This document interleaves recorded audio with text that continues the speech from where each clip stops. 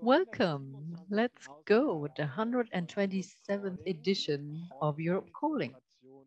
Today, we are in cooperation with the Aurelia Foundation on genetic engineering and agriculture. I'm Maximilian Fries. I'm Managing Director of Europe Calling. And what I'm doing today is not very much. I'm just pointing out to you how our technology works. As always, you can ask questions and evaluate the questions of others. The F&A tool in Zoom, that's what we'll be using today. You'll find it in the control panel, so you're welcome to ask questions. And the questions that get voted up, we will ask them. But it's a number of questions, so have some patience. We'll read through all of them. And if there's some time left, we'll be very happy to receive your questions. And you just need to raise your hand, and then you can have your say. It's recorded a webinar as always, and you'll find it on YouTube. So please bear that in mind when asking questions. So much for housekeeping, and I'll hand over to Dr. Tanja Busse, our facilitator, who is a journalist and author, and she'll be looking after us very well tonight. Tanja. Thank you for the warm words of introduction, Max, and let me also welcome you all to our joint seminar, or webinar rather, Europe Calling and the Aurelia Foundation. It's about genetic engineering in agriculture, the food crisis, climate change, the extinction of species. Is it an opportunity or is it a danger?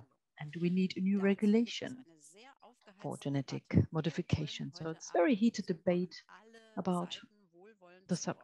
So our idea is to have everybody have their say and see what the various disciplines have to add to participate, and we'll just put it in one basket and see if that will give us a good solution.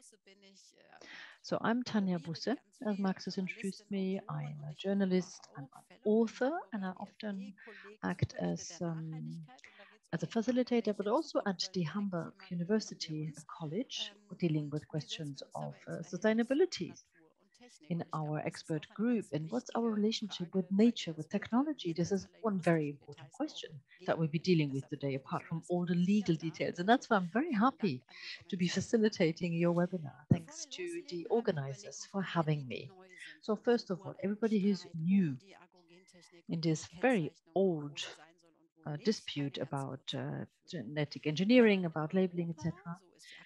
Let me introduce the fact. So in Europe, if you want to grow genetically modified plants, you need an authorization, a license, and you will only be granted this license once your species has gone through a risk assessment, which is key, because genetically modified plants are something different than what we see in our farmers planting and cultivating and breeding for decades and centuries. So once they leave the laboratory, it's not as easy to get them back into the lab. It's not like medical devices or pharmaceutical products. So that's why a risk assessment is required. But there's new procedures, CRISPR-Cas. We've already seen a Nobel Prize laureate for that, changing, modifying plants faster and more precisely. And the scientific community calls for new regulations. It's not just about bringing a transgene into a plant. They say we only do what nature could do, or perhaps. The European Court of Justice, however, in 2019 ruled that new genetic engineering is the old genetic engineering. We still need risk assessments. The European Commission, however, put a proposal on the table. They said, let's check the regulation. And we have a public consultation on that issue. So this has raised a large number of questions that we'll be dealing with in the coming 2 hours and evaluating them. So let's discuss what does that mean for organic farmers, because they have a choice and they do not want GMO crops on their fields. And what does that mean for consumers? They also have a right to choose. So what does that do to the scientists, the researchers? They said, we want to go, we're ready and set because this has great opportunities. So there's a number of questions, and finding answers is not that easy, but we'll still give it a try today. So let's start with the European Commission and their idea, their perspective of things. We have Directorate General Health and Food Safety, responsible for anything that falls into genetic engineering legislation. And Dr. Klaus Berend is the executive director in the responsible unit for food safety and genetic engineering. So he has joined us tonight to talk about the proposal, the questions, and upcoming administrative and other steps to take. Dr. Klaus Berend, we're very happy to have you on board tonight. So we're looking forward to hear what's happening in DG Sante. Well, thank you very much, Dr. Busse. Good evening, everybody in the audience. Everybody who's joined us and is listening and watching. So what I'll do is I'll try and share my screen. There we go. It's always the big question, does it work? Well, we can see your slides, but not yet in presentation mode. Getting there, click on send. Voilà, jetzt müsste es da sein. Ne? So here we go. So first of all, let me thank Europe Calling and the Aurelia Foundation. Thank you for having me as a speaker in your webinar. And let me inform you about what the Commission is busy with at the moment in terms of new genomic techniques. And especially any plants obtained by these new genomic techniques, NGT. DG Sante is not only responsible for genetic engineering, but also for anything that's conventional seeds and the legislation for conventional seeds.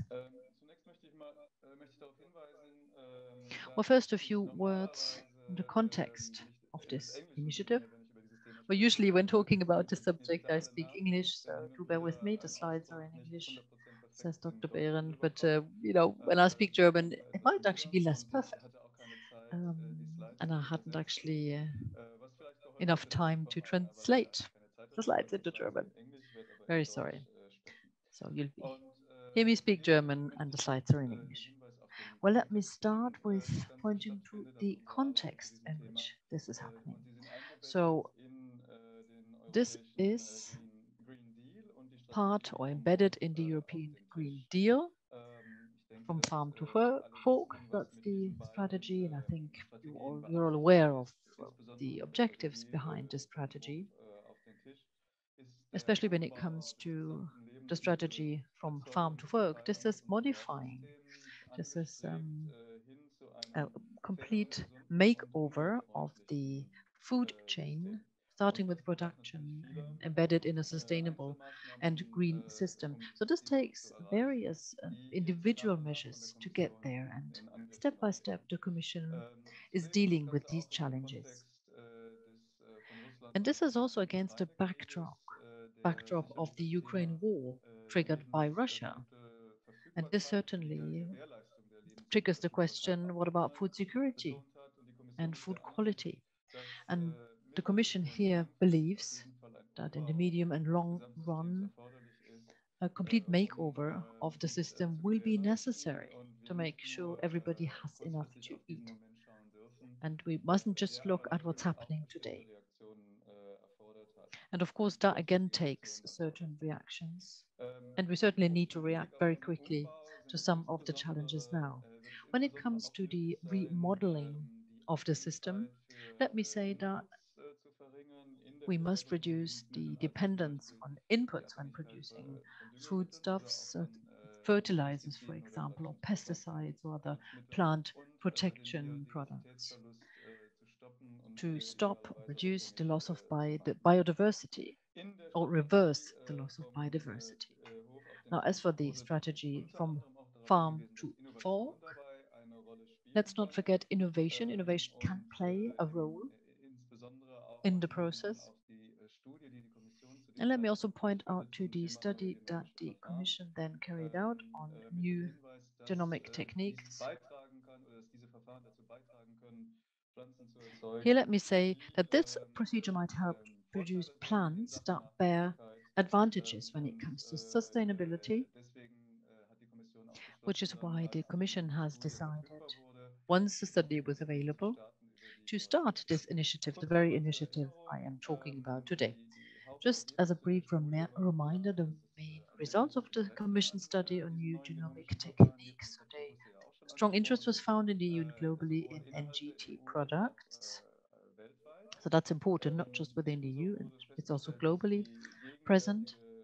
What was also found was the current regulatory oversight and the risk assessment requirements based on the existing regulation are not tailored to diverse risk profiles, and they're actually insufficient given the implementation and enforcement challenges. What's more, it was found that procedures that have a potential, entities that can contribute to the Green Deal and the Farm to Fork objectives, that's one good thing. But there were also worries and objections. That was also found, concerns on possible negative impacts on the environment, the consumer's right to information, and what about coexistence with the organic and GM-free sector of agriculture. Now, from farm to fork,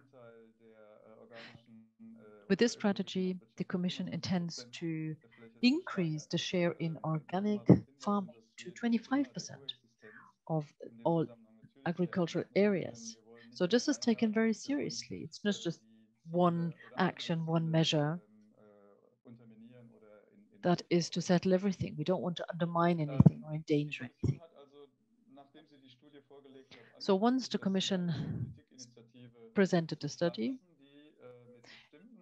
it initiated a policy action on plants produced by targeted mutagenesis and cisgenesis.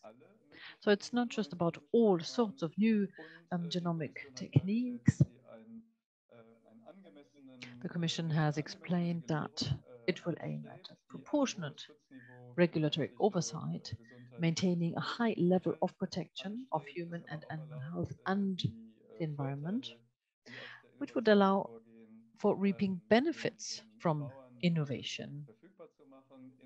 Make this available to farmers, in particular when it comes to achieving the goals of the European Green Deal and the farm to fork strategy. So it's not about deregulation, because this is the picture that is painted fairly frequently, or a deregulation, unbridled deregulation, not at all. It's not like the criteria will fall under the table, which is why the following elements are so important in our policy work. This is why we have seen or will see analysis and evaluations. To start with the question about risk assessment approval requirements, what do they need to look like to be proportionate to the risk involved on a case-by-case basis? So this case-by-case basis will not change in the future. It will still be required. So furthermore, we want to promote a system for sustainability to motivate to produce plants that increase biodiversity. And what's more, we look into what are appropriate traceability and labeling provisions in order to make sure that consumers do have a choice in the future. And also about coexisting forms of agriculture. What's more, what about the mechanisms to be able to rapidly adjust to elements of the legislation and its implementation over time as warranted by Scientologists, by science and researchers? So this is the timeline. that we work with. In April 2021, the policy initiative was announced. And in September 21, a so-called inception impact assessment was presented. And this is actually a term that I found in German. So an impact assessment at the outset of the procedure, thus inception. With over 70,000, almost 71,000 replies from 91 countries, 98% during a campaign replies. And when looking at the website of the Aurelia Foundation, I noticed that it was the Aurelia Foundation was promoting this campaign to a large extent. But outside this campaign, we received 1,500 opinions, which is a lot compared to other initiatives, and this shows the great interest encountered in society. So it's not just about Brussels. We had a so-called high-level event in November 2021. That was in Brussels with ministers and other high-level representatives from that field. And little after that, we started the impact assessment, and that is a process that takes several months. And the open public consultation that you mentioned, indeed, will be going on until the 22nd of July. Let me invite everybody who has not yet taken part to join the consultation. And here we're thinking of the whole spectrum of possibilities. At least I hope that we've covered all sorts of questions and issues. Our stakeholders have already let us know that they feel, well, the questions are not exactly balanced, and that is certainly not what we, that was not what we planned, or that was not our intention. Let me emphasize that. And in the second quarter of 2023, possibly we will present a legal proposal. The result of a impact assessment might just as well be, no, we won't touch legislation, things will remain as they are. If a legal proposal is presented, it'll undergo the co-decision procedure with the Council, with the Parliament, and the three institutions together will then decide what the new framework would look like. So thank you very much. On this slide, you'll find the link, and including the consultation. I'm not sure whether you will get the slides afterwards. So, so thank you very much for your attention. Very happy, and I'm looking forward to the discussion. Waren und einmal den Zeitplan erklärt haben, und wir konnten das auf Deutsch alle, glaube ich, wunderbar verstehen. Well, thank you for explaining the timeline as well, and for your presentation, and it was perfectly understandable also in German. And now we have a second keynote input. Thomas Radetzki, chairman of the board and initiator of the Aurelia Foundation, also master beekeeper. You probably know him as the chair of Nilifera, which is an association for beekeeping. And Thomas Radetzki was also involved in setting up the Directorate for ecological beekeeping, and he's also a co-worker in the German Foundation for this institution. But of course, this particular work that he's doing now is not just for bees and for the love of bees, but also because he wants to protect the planet and human lives. Thank you, Ms. Busse, for this introduction. Well, yes, we're all worried about the planet. And of course, all of us who are speaking tonight want to protect the planet. And I would also like to welcome everyone, in particular Dr. Klaus Berend, but also the other speakers and the audience. So the Commission is thinking about introducing different risk profiles, or introducing lowered risk assessment profiles for different types of genetic and engineering technology. And the problem is is there a scientific foundation for making such a choice?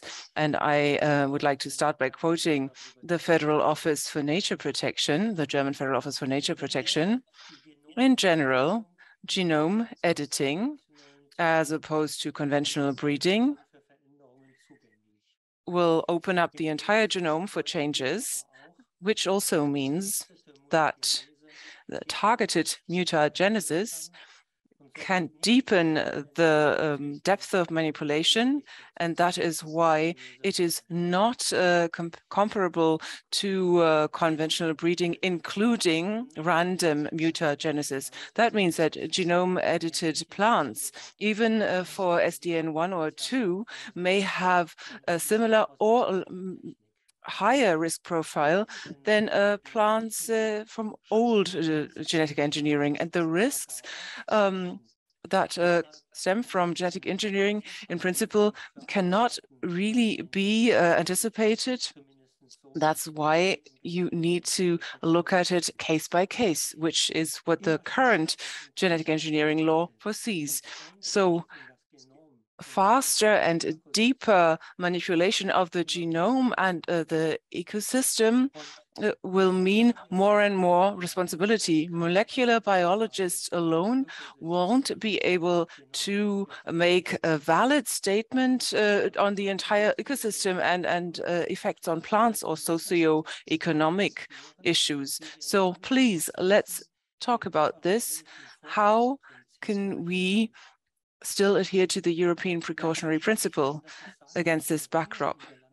So if you want to have a deliberate release of genetically modified plants or animals, then you have to make sure that conventional agriculture and also organic farming will be protected. That is the legal situation. No particular sector may be unduly burdened or supported by the law, but it will threaten the existence of organic farm, etc. And the EU Eco-regulation says that organic farming products have to be free from GMOs. So the authorization requirement and labeling requirements are just are preconditions that cannot be scrapped. And Dr. Berend already said it, that the targets for organic farming for the EU are 25%. So that means that the share of GMO has to be made public in a public database so that you can actually follow the process from farm to the fork and traceable all the way back. I mean, for reasons of liability alone. And there are various different systems within the EU with such requirements, and organic farming has had it for quite a while. So genetic engineering industries can identify their own patented products, and regulatory authorities should also be able to do that by complete transparency. And for conventional breeding and organic farming, that kind of conventional and organic farming, that this is a precondition that is absolutely essential for the choice for farmers, for protecting consumers, and for our food business operators.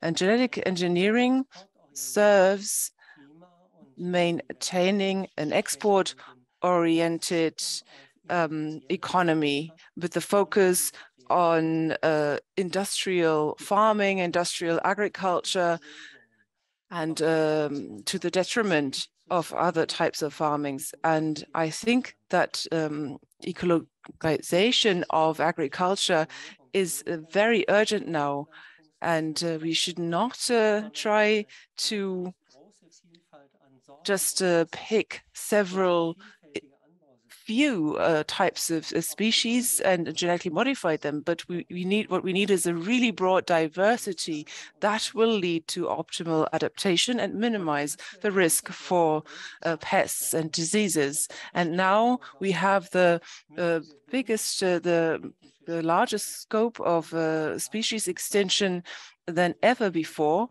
And it's imperative to protect the diversity of species and ecosystems. And Mr. Berend also said it, we even have to restore and improve those ecosystems.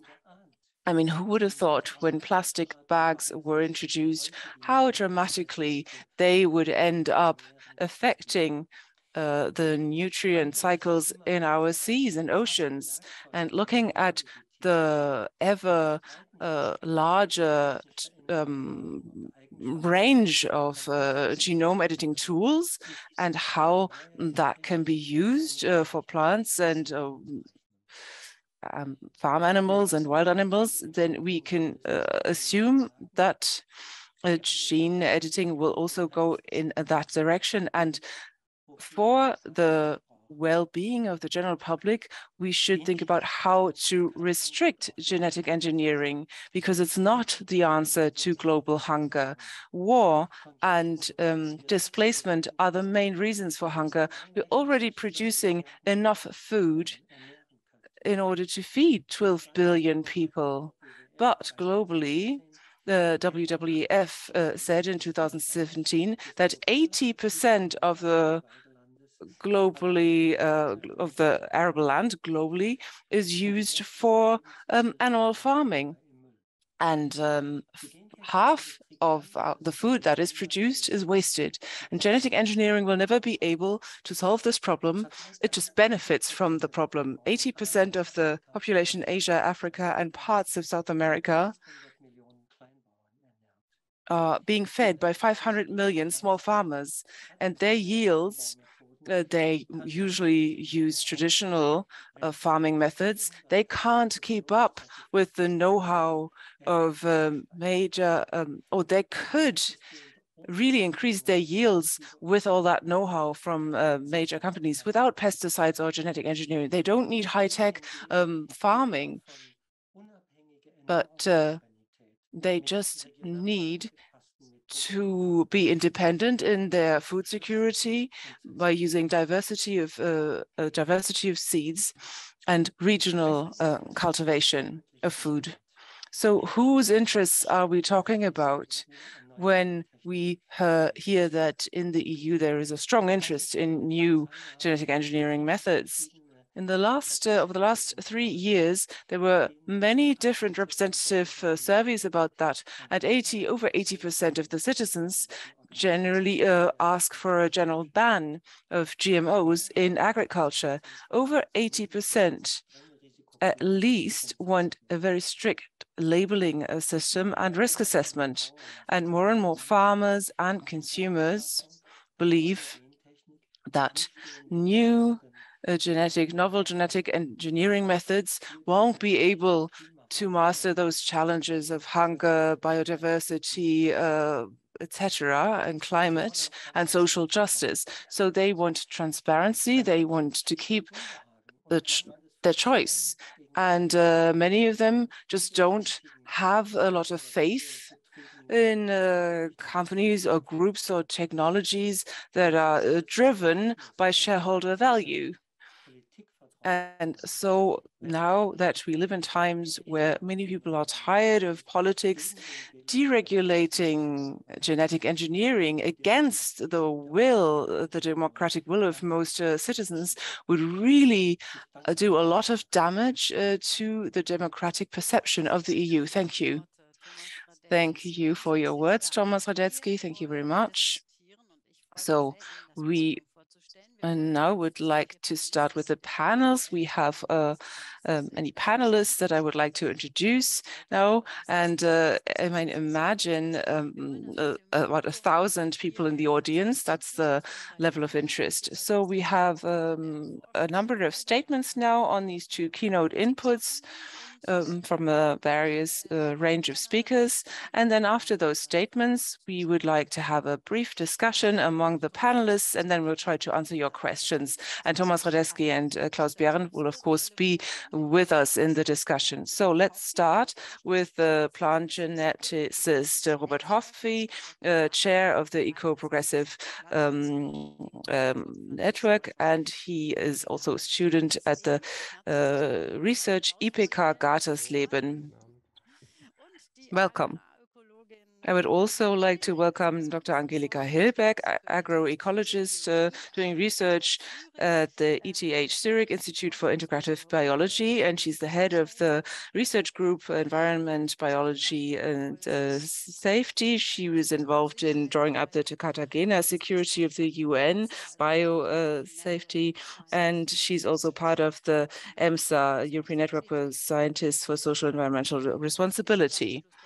So that's a European Association of Researchers who want to look at the impact in terms of sociology and ecological impact of the research they do. Dr. Hilbeck, welcome. And she also asked us to say that if her internet connection drops, which is possible because she's traveling, then she will switch off the video, but we'll still be able to hear her. We also have Svenja Augustin here, molecular biologist and communicator. She's co-initiator of the European initiative GiveGenesAChance, and she's part of the chair of the Eco-Progressives Netzwerk, and she's also a researcher herself. Svenja Augustin, welcome. And then we have another biologist, Dr. Friedhelm von Mehring. He's a policy officer at the Federation of the Organic Food Industry, BOELW, and they also looked at the question of coexistence between GMO agriculture and organic farming. Well, we're happy to have you.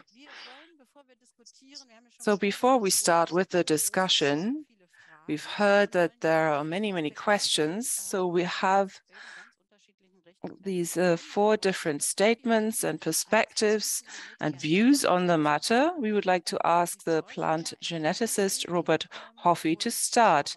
You're a researcher in Gatersleben, but you're also a communicator. You're very active in terms of communicating about your research, and you also have a couple of slides for us in order to explain these new, novel genetic engineering methods. Yes, thank you. I hope everyone can see the presentation. Yes, we can. So you have 5 minutes.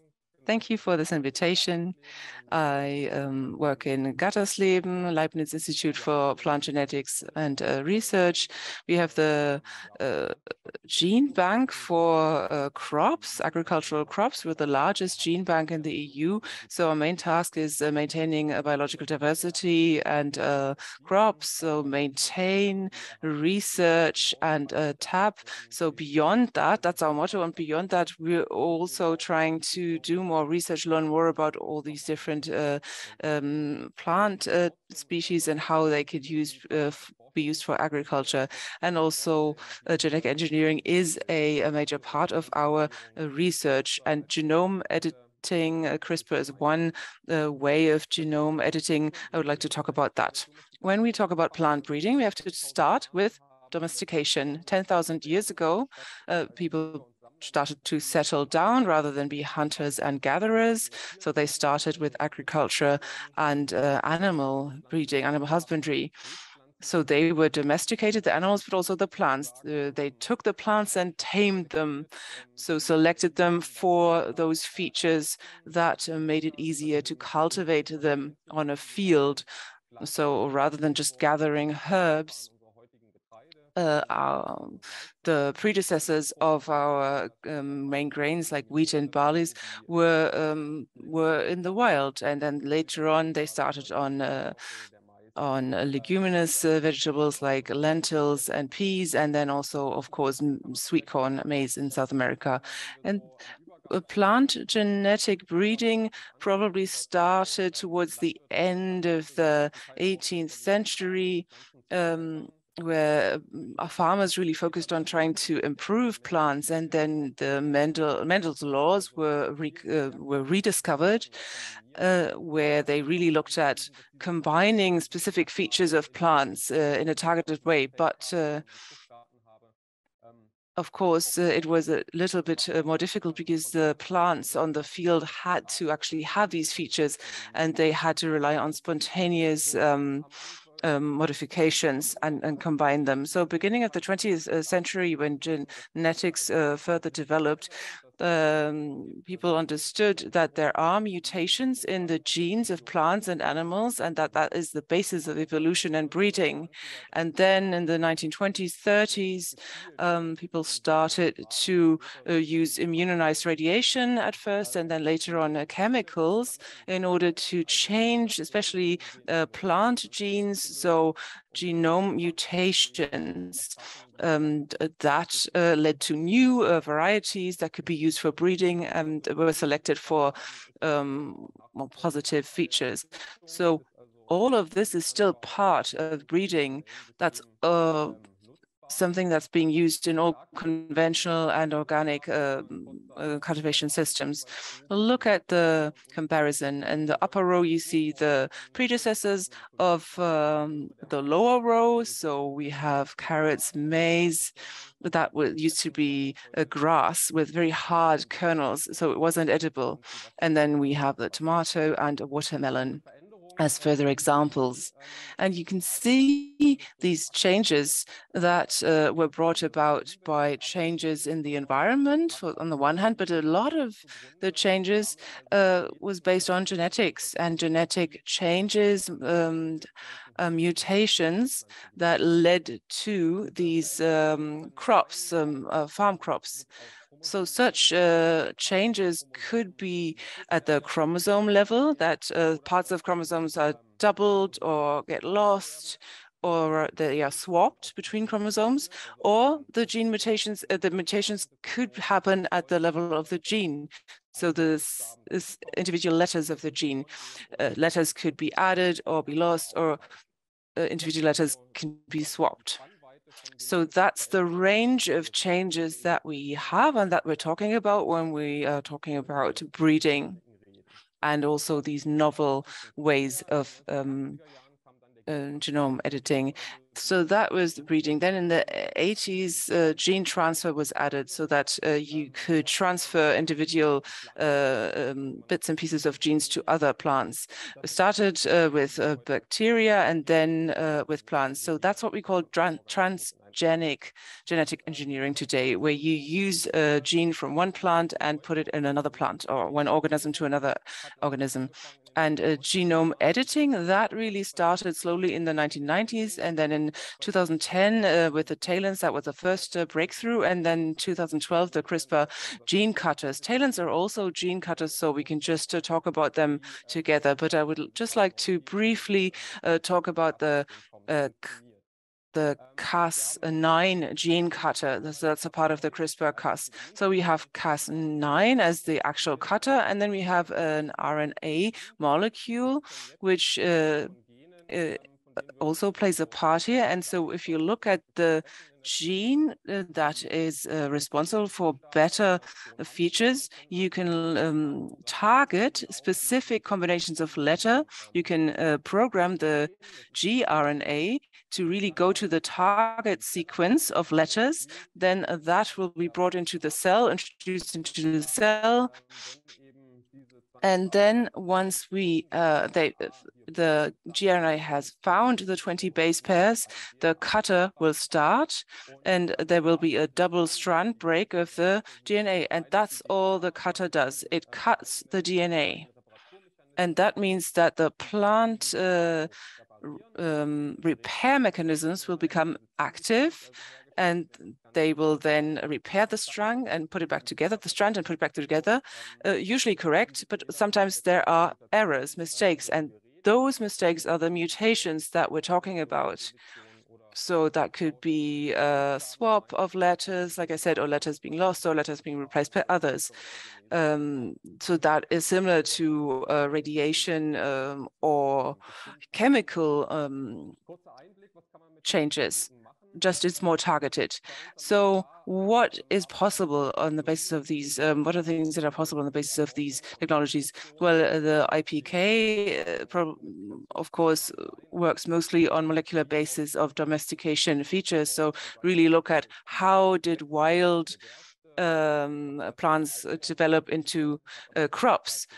One example is the 6-row barleys that we have today. They started out with 1 or 2 rows, but now we have the 6 rows.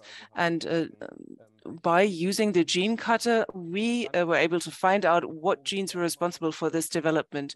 And we also modify morphological features. So the shape of plants, resilience against stress factors is something we work on. For instance, drought resistance, resistance against pathogens. And we also work on projects like improving quality features, for instance, pleasure of gold quality. So that's why we're discussing today. There is a contradiction between the public reception and the scientific reception. 2019, after the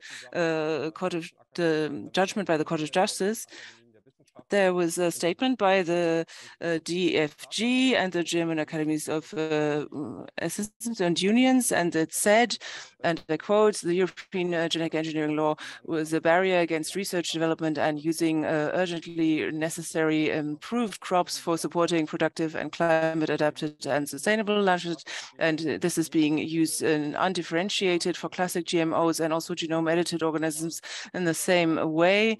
And that means cost incentive and time intensive authorization procedures that will lead to further monopolization in the seed market and the plant breeding market. So that means that the genetic engineering law actually aggravates the problem. So we're all worried, as Mr. Radetzki said, about the planet and the future of agriculture, and that is our problem at the moment. Thank you, and looking forward to the discussion. Anderen Blick auf die Pflanze in ihrem Ökosystem. Thank you very much. So let's look at something else. Let's look together with Dr. Angelika Hilbeck, with or without your video, on a different part of agriculture. Now, as the Institute for Integrative Biology holds several experts, let me ask you the question: what does the ETH Zurich Institute experts say? Angelika Hilbeck? Well, I hope it remains all stable. If not, then I'll be happy to switch off my video. I don't have a presentation for that very reason. However, we only have 5 minutes. So for 30 years, quite exactly 30 years, I've participated in and I've followed the debates. So this is something you can't just leave aside, and it's something that I would like to remind people of in these debates. We have a number of young people who joined the discussion, weren't there decades ago. And of course, we didn't have we didn't have minutes of our meetings back then, and there was no recording. However, when debating the pros and cons of genetic engineering, that's not new. So the narrative and the framing of the debate, that's nothing new either. So that's to say, for people like me, for researchers like me, who spent their careers in research and science and joined meetings and debates on the discussion, it's déjà vu 2.0. What we see the same promises, the very same arguments, as in it's precise, monitoring and oversight and control, and also the fact that we only exchange a number of letters, and that chemically, clinically, it was a pure process. And that's the same message we heard 30 years ago with the transgenic methods we had at the time, and it was only admitted today. As with the genes that we want to insert or the modifications carried out, a guide RNA could be introduced to help entering the genome more precisely. So it guides the scissors, if you like, it guides the scalpel. Colleagues of mine who at the time said this process is not precise and it bears risks. So if you just go about it ballistically, entering particles or trying to transform them via vectors, it's not precise, and what we'll see is secondary, it's side effects. So whatever the arguments, the ears were closed. It was still said that it would still be more precise than anything else that was done research in. So we heard these promises before. We will combat world fame. We will help biodiversity when it comes to scarcity of water and resources. We will resolve the problem. So once you've heard this for 30 years, it was a pinch back then. Today we have question marks. It wasn't said that, well, if all the other framings are fine, then we could contribute. No, the opposite message was said. It only by using this technology, by this key technology, we'll make it, we'll manage. And there were a number of scientists who said, no, if you don't go for this technology, we're doomed. So this debate was not just heated, but it had these 100% absolute convinced tone. So there was no point in coming up with more nuanced arguments, asking people to let's look at facts, let's look at the consequence. Does it really work like that? So what are the various forms of belief behind that? How do we see the role and the functioning of DNA? What's behind that? And can we verify these ideas or statements, or have they become obsolete, these presumptions? So what we've learned about how genetic engineering works in interplay with nature, not just with plants, with animals as well, it wasn't possible to insert these modifications because, or these arguments, because either you agreed with the large chorus or you were a member of the small rebel group who were against science from A to Z. And they weren't listened to. And that was a major mistake back then. What I see now is that this mistake is being repeated, which is something I really regret. I deeply regret. And what we see again is the focus on technology.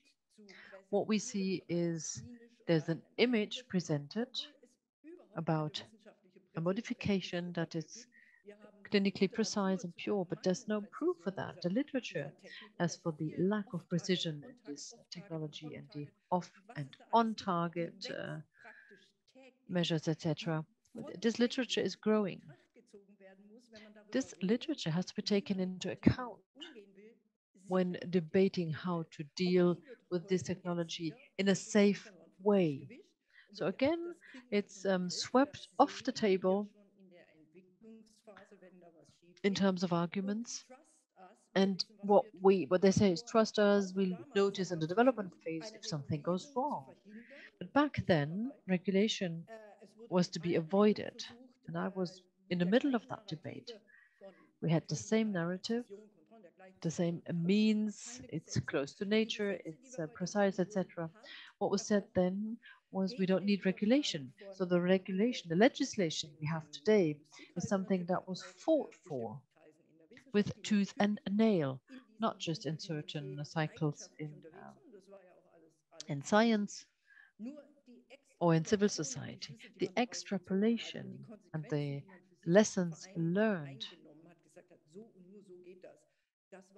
and the stance taken as in this is the only way, that was not okay. I noticed that today we see the same thing.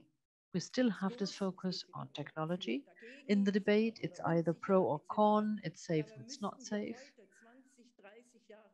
But then today, 20 or 30 years later, it's a different position. It's a different situation. We've heard decades of warnings by my colleagues as well, and the experts have achieved nothing with their genetic engineering against world hunger or biodiversity dying or the climate change. So none of the promises have come about. So let's take a step back.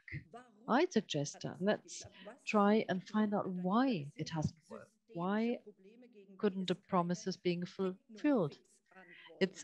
These are systemic problems, and we can't just find a technological fix for them. So yes, these technologies do have advantages, but they can't do everything. We're talking about monogenetic qualities, as in only a small number of letters can be modified. but it can modify a lot of them. So individual modification in genes can be carried out, and the protocols are not clinically clean. The DNA rows that have grown together, it has been proven that it doesn't work. When those are destroyed, a plant will try and repair. And these processes are not precise. Multiplexing, for example, you can try and modify individual coils. Sorry, you can't, as a breeder, you can't have the very same access to the genome and its qualities. It's just impossible. So in an overall debate, we should critically ask the question, where are we today? As for genetic engineering, and we should take into account all opinions, but what we hear is the same mantra over and over again. So the reprogramming and modifications of genes of cells, but it's not what's happening. It's not like programming a computer. These are live, these are living cells interacting with each other. It starts at a genetic level, at the cellular level. It's the same that's happening in any organism. It's all happening in interplay, in interaction with our surroundings. We try and to learn more, which and here these tools are wonderful. And we just need to see the effect in the overall system, but to develop products, to produce food, we haven't seen any use for that. So CRISPR-Cas, that's a decade ago. We ended the second phase, the second decade. So we're looking at 2 products on the American market. Well, we could sell anything, and you can bring anything on the market in the United States.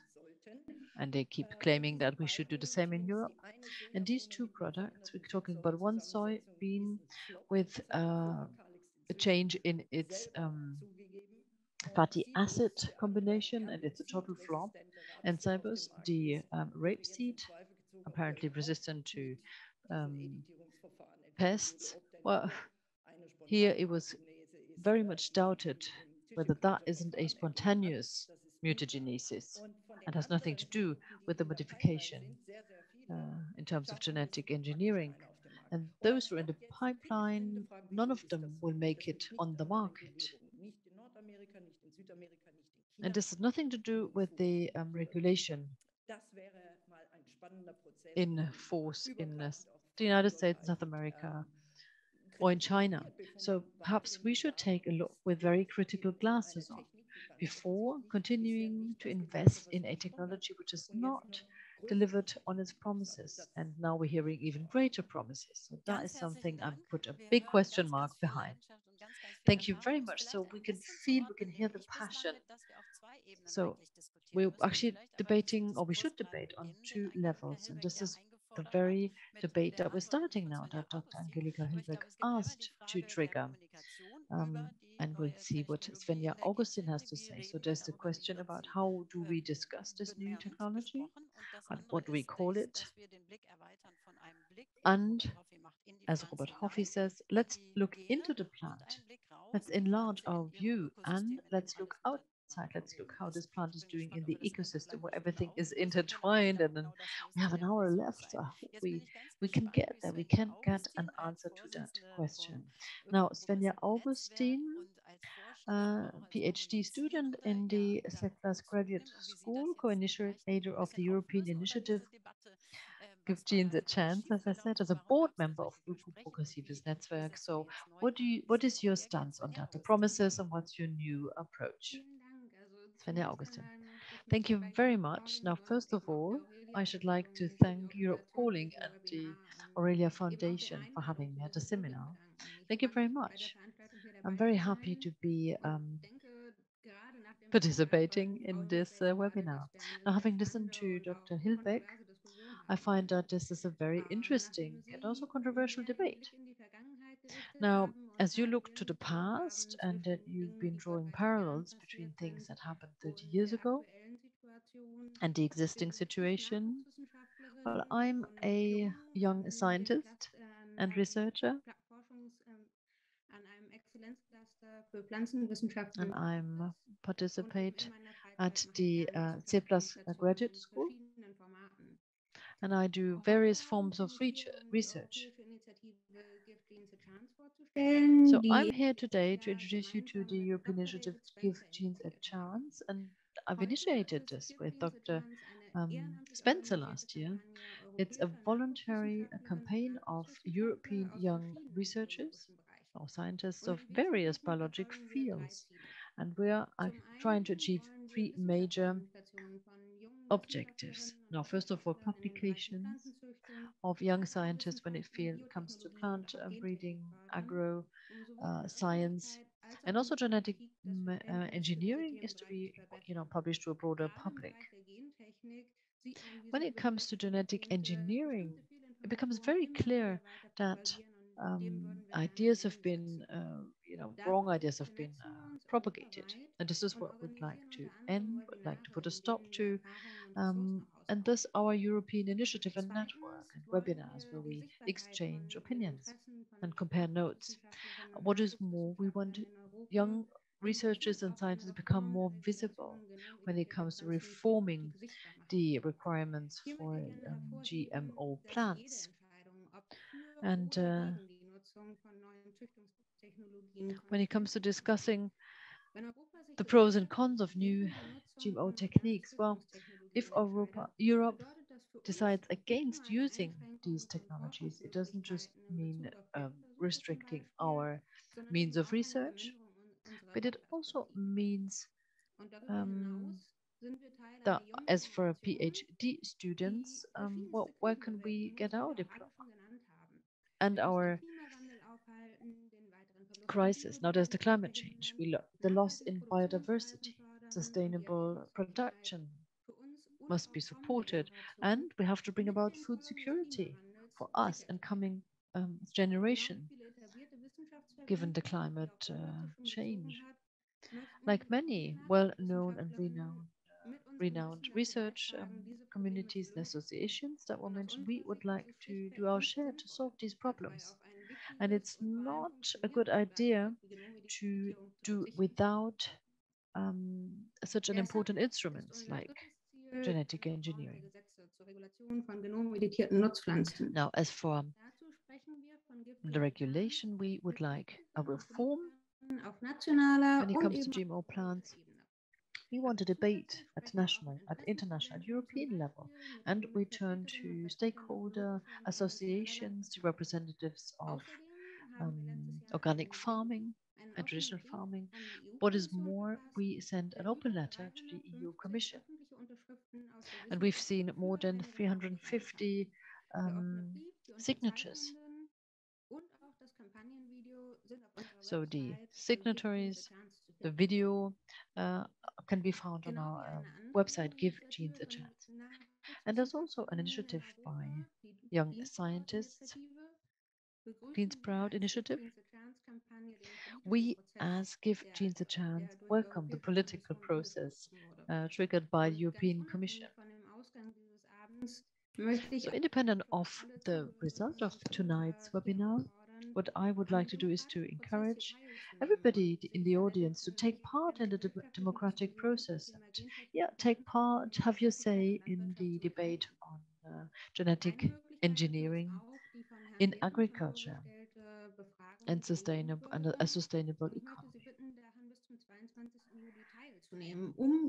Also, do tell everybody to take part in the consultation, public consultation, before July 22nd. There you can have your say. What is a good thing about this survey, its strong point, it's that you can indicate very precisely for which purposes you would agree with genetic engineering. So what are the opportunities that we want to use and which are the ones that we do not use. Herbicide-resistant plants. If we reject their use, but if we try new ways of plant breeding to achieve the same result, why not? That way we could perhaps have a more differentiated discussion on future techniques. And this is what we need tonight in our discussion. What qualities do plants need in the future, and in what way can we cultivate them? Augustin, und vielleicht können wir den Link schon einmal in den Chat für alle schicken, dann klickt jeder drauf und alle sind aufgerufen, sich zu beteiligen und ihre Meinung. We'll post the link and then everyone can participate, because it is clear that this matter is very complex, from the plant to the ecosystem, but it also affects future research, economic development, etc. How do we want to live with nature? How are we part of nature? So everyone who hasn't taken part in the consultation yet should definitely do that.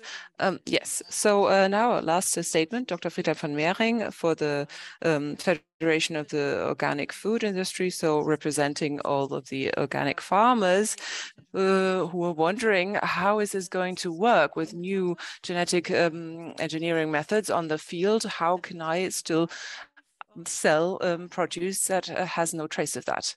Dr. von Mehring, Mr. von Mehring, do you have any answers? Well, I have more questions rather than answers, but maybe that is better for the discussion anyways. Well, thank you. And from my side as well, I would like to start with some figures on the association. We have 36,000 ecological farms that are members, and then also the entire sector. So we have over 300,000 employees working in and around organic farms. So in terms of the labor market share.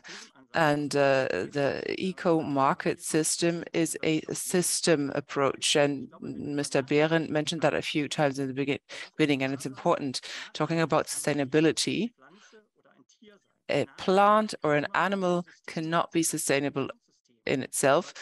It's the production system that is sustainable. So even the greatest plant, the wrong time, in the wrong place, can do great damage. So it's not the individual organism that can be sustainable, it's the entire system that can be sustainable. And the crisis in Ukraine makes that clear as well. It's not that sunflower seeds or soybeans are the problem. The problem is that we have a lack of protein plant cultivation in the EU. So we only have maize, or maize, wheat maize, so such a crop. So we don't have the diversity in our farming, and we became dependent on synthetically produced pesticides and fertilizers, which Mr. Berend also mentioned.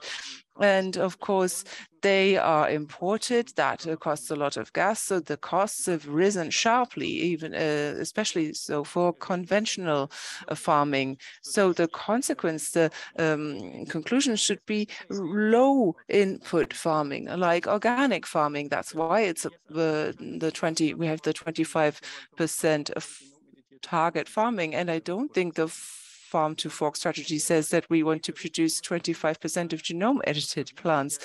Mr. Berend also pointed to the impact assessment and the study, and said that the study can make a contribution to sustainability. I have looked at this report. That's not actually what it says. In the report itself, there is no proof for the statement. That is a statement in the summary. So we have to differentiate between statements that are based on facts and proof or not. And then we're still talking about products and constructs that are trying to stabilize a not sustainable system, a system that is not sustainable, like conventional breeding. So herbicide tolerance, etc., instead of looking for more trees in order to stop the wind. So, or apples and mushrooms that don't grow brown as fast, so that the consumer believes that they're still fresh. Mr. Berend, is that really sustainability for the Commission? I know it's difficult at the moment because the Commission is just about to decided that nuclear power and natural gas are also sustainable. Maybe the Commission really has a different view of the word sustainable, but I know that everyone says we're all organic farmers. If everyone wanted to eat that, that wouldn't be enough. But that is, I mean, we have less than 2% of the land and for organic farming, and so if you gave us a chance, then maybe we could prove that the yields can be enough.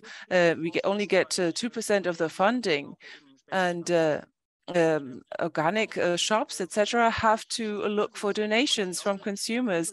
And Dr. Hoffie, I think that your job views, and I'm not trying to attack you here, as going to be, your future is quite secure, but it's going to be a career killer if you were to look at the downsides of genetics. And Mr. Berend, you know the plant protection side of things with a similar logic to it, namely that products will first have to undergo a risk assessment and authorization process. And then if in that process we find that that product is low risk, then it's going to be defined as low risk. And then it can have a longer authorization period, etc. That, we believe, is a good process, but after the risk assessment, not before the risk assessment. And we should stick to that. And Mr. Berend knows that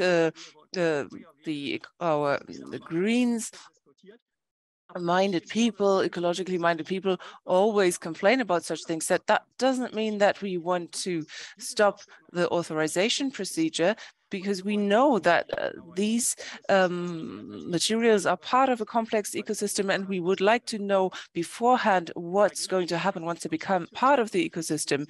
And we also have to look at socioeconomic risks, so the contamination risk, the level of contamination risk, how to reverse such contaminations, and then replacement processes. There's barely any organic maize farming in Canada anymore because it's been completely replaced and completely pushed out.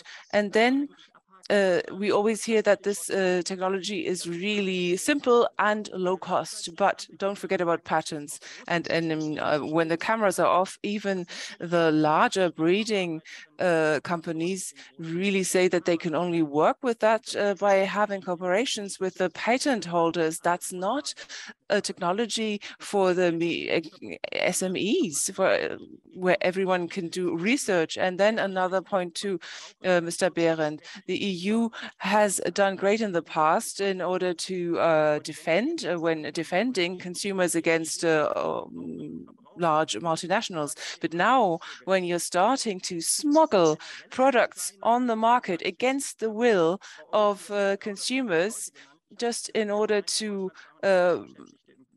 create benefits for a very small industrial sector, then you really risk canceling out this great history that the EU has.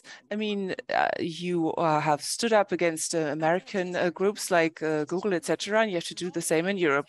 Well, now, thank you. We have 50 more minutes, and we have to really look at how are we going to talk about agricultural future and the economic system and the ecological system, the ecosystems. But Mr. Berend has been asked directly if sustainability is a systemic feature. How can an individual grain or an individual plant be sustainable if the system around it isn't being evaluated? I did not say that, Ms. Busse.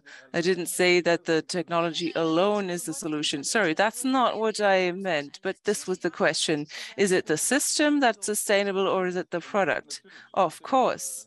And I agree with Mr. von Mehring. It's not just about this one very small building block, it's about the entire system. But if the small building block can make a contribution, then why not? So if I may, I would like to react to a number of points, but staying with what Mr. Mehring said. I mean, 2 weeks ago, I said the actual opposite. I said that herbicide tolerance is not a contribution to sustainability. So that's what we say, and we're going to stay with that. And Ms. Augustin has also said that in the consultation, citizens can exactly, or participants can say exactly what they mean. So we want to go away from using pesticides. Robert Hoffie nodded, and Svenja Augustin has also nodded. Is that a starting point, maybe, that you agree that we're not aiming at the way that things have been done in the US? Is that something that everyone can agree with? Yes, it's of course important to look at the individual feature. Herbicide-resistant plants are not the most important use of genetic engineering. It's not what makes the most sense. So I would like to stick with a similar example, Mr. van Mehring. So if with these new novel methods, we were able to breed plants resistant to bacteria, virus, etc., that at the moment require the use of pesticides, could you actually be against it? Of course, under the precondition that the risk assessment for this novel plant is clean. So if that should work, and that brings me to Ms. Hilbeck, of course, you're right. These promises from back then, I remember them too, were not kept. A lot was promised, and the only thing that came out was herbicide resistance, etc. So you're completely right. But so maybe I'm naive in your eyes, but I would still say, why is it impossible for the second time around to go better? And our joint research center has also contributed to the study and found that the research at the moment is a lot broader than that. So the second largest factor is biotic stress, so resilience to diseases without changing the composition. So one example is from my colleague, Ms. Sacristine Sanchez, head of the unit, and she heard about that in Spain a few weeks ago, gluten-free wheat. Gluten-free type of wheat that was researched using public funding, and it will come on the market in the US because there is possible. And is that going to be accepted by consumers? Well, we'll see. But if it really, if you're right, Ms. Hilbeck, that none of these varieties will actually win on the market, then okay, but that shouldn't be a reason to not even try. And Ms. Radetzki, Mr. Radetzki, you focused on the type of agriculture that you want and that you see as the one correct one. But as a legislator, we also have to see that others see it differently.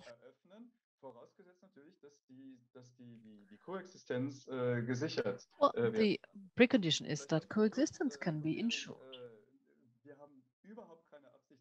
So, Mr. van Mehring, we certainly do not intend to smuggle anything. When placing things on the market, you talked about smuggling. So if we did that, well, if we tried to place something on the market, we propose something to the council and the parliament, and then at the end it's the consumers, the citizens, who will decide whether or not this proposal will come to life, will come to legislation. So what's important is to take on all sorts of interest, all opinions. And finally, it will be today, that these products were placed on the market, but people might not have any knowledge about that. They're not familiar because people will have no knowledge about the random mutagenesis, for example, which also bears risks. The radiation treatment with chemicals, as we heard in a previous presentation, is perhaps not more precise than what is possible with the genomic techniques, although they are not as precise as they claim, as Dr. Hilbeck said. But I'm sure that at some point we will develop methods to look into that, how many mutations were triggered that were not intended, for example. So let me say this again. It's not that we fixed these things and they have to be done that way. We wouldn't exclude anything either. So we have a little starting point of consensus, as in herbicide-resistant plants are not a good way to use genetic modification, genetic engineering. So now we can perhaps go into depth, enlarge upon the subject. Now, Angelika Hilbeck, she has a lot to say, but before she replies, I have two questions, top 1 and top 2 in our ranking.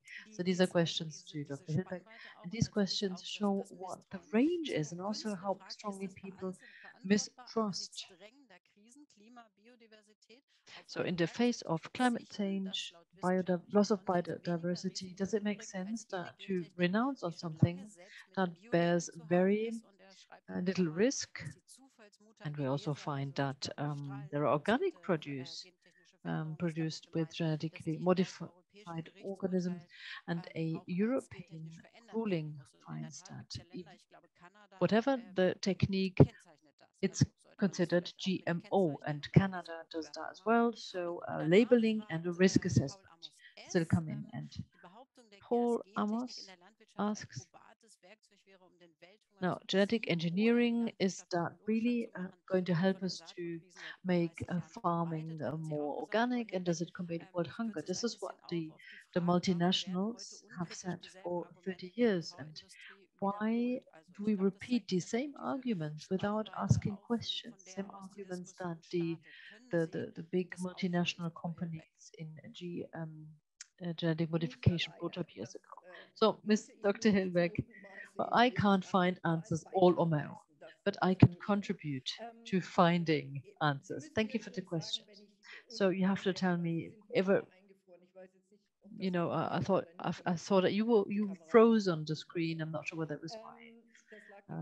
That was on my side. I guess it was on my side. But do tell me. Don't hesitate. Ein paar Sachen mal klarstellen. A few points to clarify.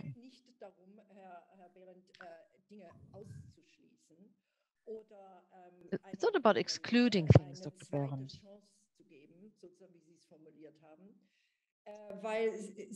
Or give him a second chance. The approval procedure, that includes an approval. And if you go through procedure properly, appropriately, and you tick all boxes saying that things are fine, then you can actually insist and go to court to have something placed on the market or to use a procedure. So it's about enabling. So it's not. Here the speaker is frozen. Jetzt sind Sie, Frau Hilbeck? Jetzt sind Sie bei mir ein, genau. Wir versuchen so eine Bildung. Okay, you were frozen, so perhaps you might want to switch over your camera. So let me repeat. It's not about excluding things, it's about forming things, to shape them, accompany them. Also in terms of legal approval and legal checks. And what is more, genetic modification, genetic engineering and techniques, this is a field that has so much money. There's so much money flowing into it. I can't think of any other sector. So many resources were put into that field of research. I can't think of any other field in science and research. So if you like, it's a very rich field of research, genetic engineering. And I've been on panels that granted millions of euros, European projects, etc. So I'm familiar with the sum total spent in that research. Now, when it comes to environmental science and biology and in agricultural research, this is something that we can only dream of. We're miles away from it. And I use every occasion to insist, well, let's perhaps level things a little. So looking into systemic research and take as much money as we do when it comes to promoting technologies. It's not just about genetic engineering. It's also about digital technologies. We see a lot of money flowing into that. So let's say we take the billions into our hands and we'll spread them, distribute them to agricultural organic research. We'd be in a different place, and I'd love to see them all again after 10 years. So this is what takes us to what you said as your second point, the second chance. We all love a second chance, but what I need is a learning curve. What I need is that people look through literature scientifically and just say, well, what didn't work, let's chuck it, let's throw it away. Had we said this 20 years ago, that would have been the end of your research career. Today, people just say, oh, I'm sorry, it didn't work out. Let's try the next thing. We failed because of scientific reasons. It doesn't have to do any but with regulation. With genetic engineering, you can modify monogenetic qualities, but you cannot deal with the complex requirements that an organism needs to adapt and be able to survive climate change, damage to the environment, pollution, etc. This is not something you can do by modifying one little gene after the other. It's hundreds and hundreds of genes and their interplay. And we are only beginning to slightly understand this kind of interaction between genes. We don't know every little detail down to every single cell. And this is why we need to learn our lessons. And looking into biotic stress resistance, this resistance is broken much more quickly at the level of individual genes. So where's our learning curve? And well, there's room for improvement, but where's the improvement? And I'm happy about a second chance. Now, this is something I'd like to ask our young genetic expert and also our young PhD student. Now, as for the analysis and the look onto the ecosystem, this demands, of course, to look at the genome of a plant once the level is broken down. But then the wider scientific community says, look, you need to look at the ecosystem and its interplay. And is it a good idea to analyze what hasn't worked before and what can be improved? Perhaps start with Robert Hoffie and then Svenja Augustin. Oh, yes, absolutely.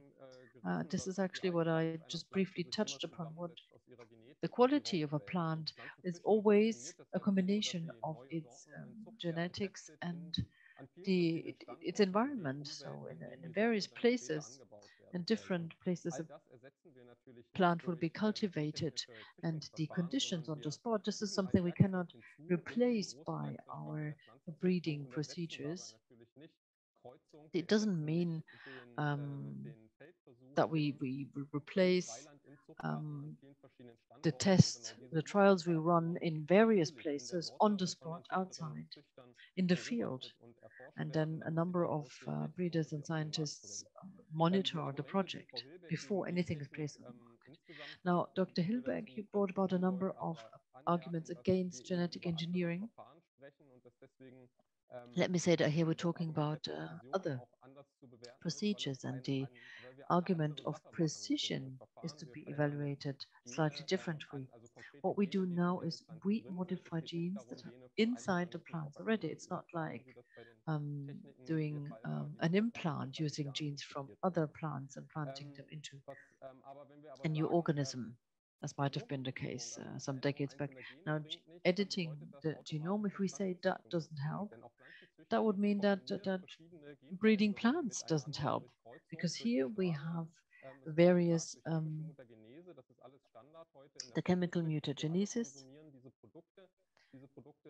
and we strive at optimizing the plants and its yield and the conditions for survival.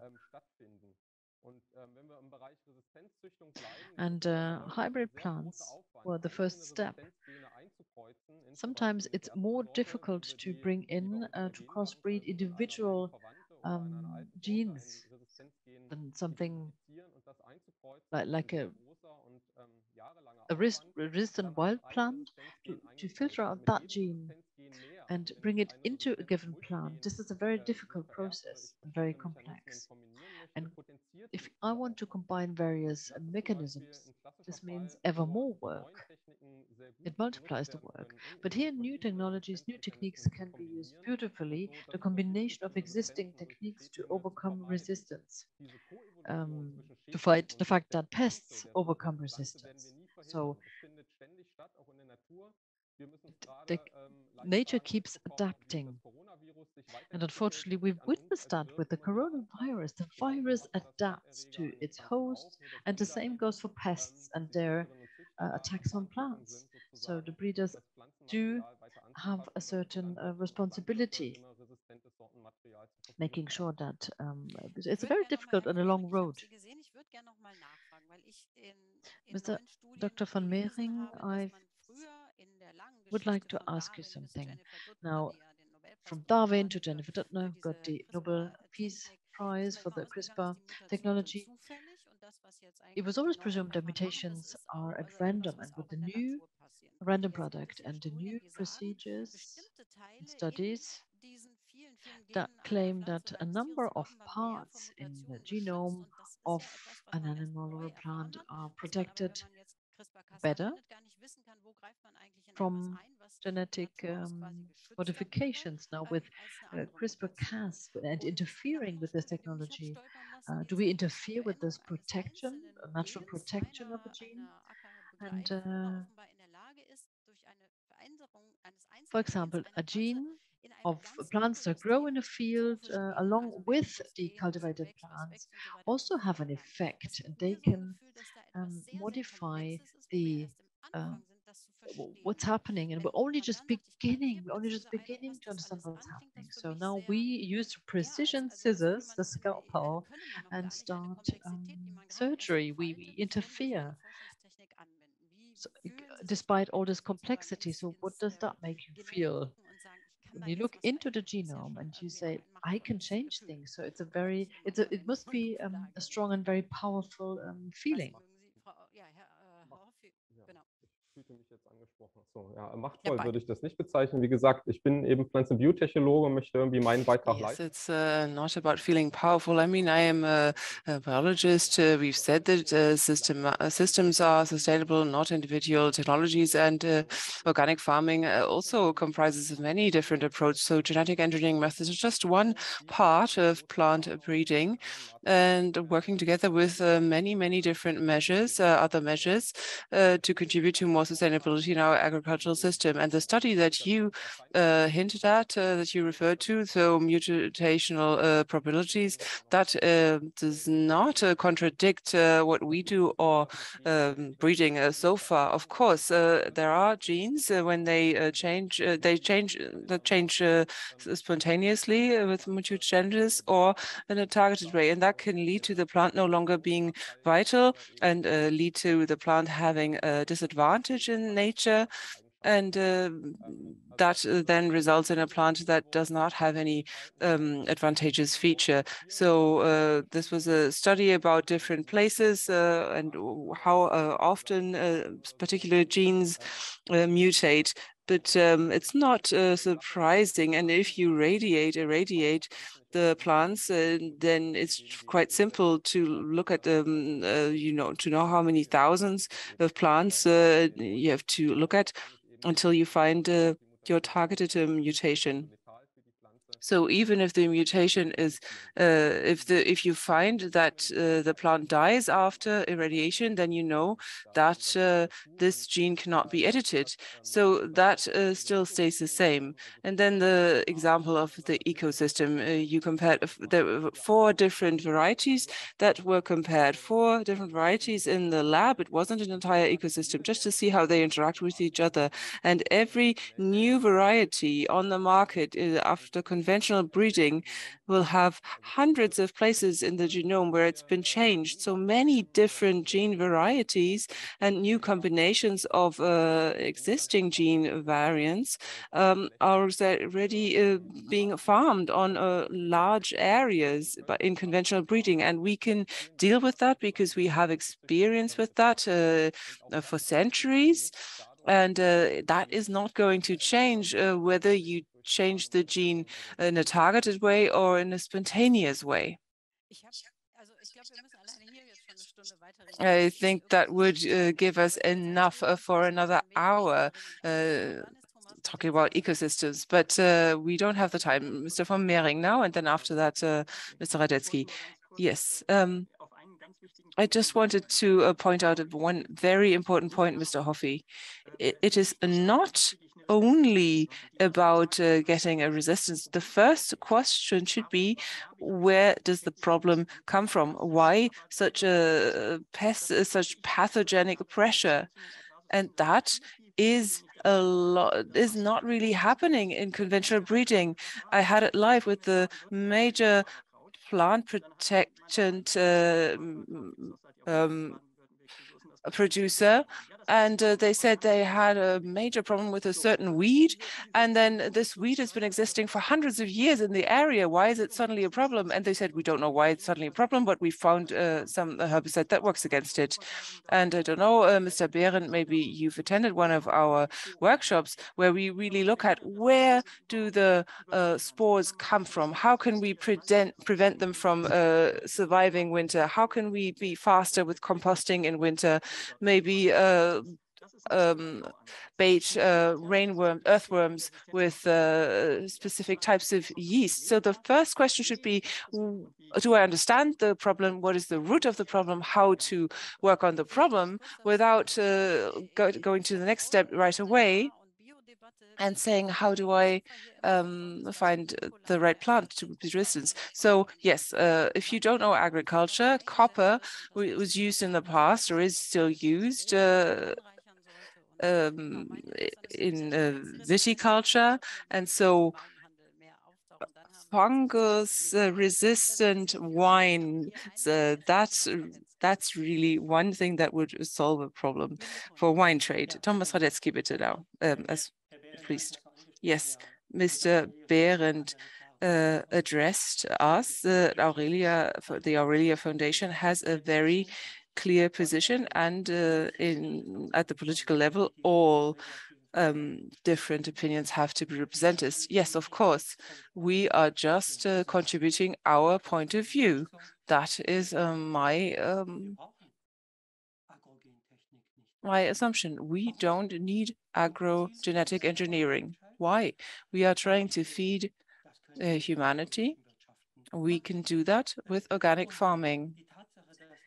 And the fact that now recently this industry, the genetic engineering industry, has started to say, we are just trying to solve sustainability problems.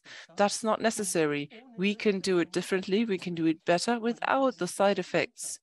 And as a beekeeper, I would also like to contribute to, yes, I am against it, that's not going to be the decisive point, but I am against using genetic engineering because I know the situation on the spot. I used to work as a farmer.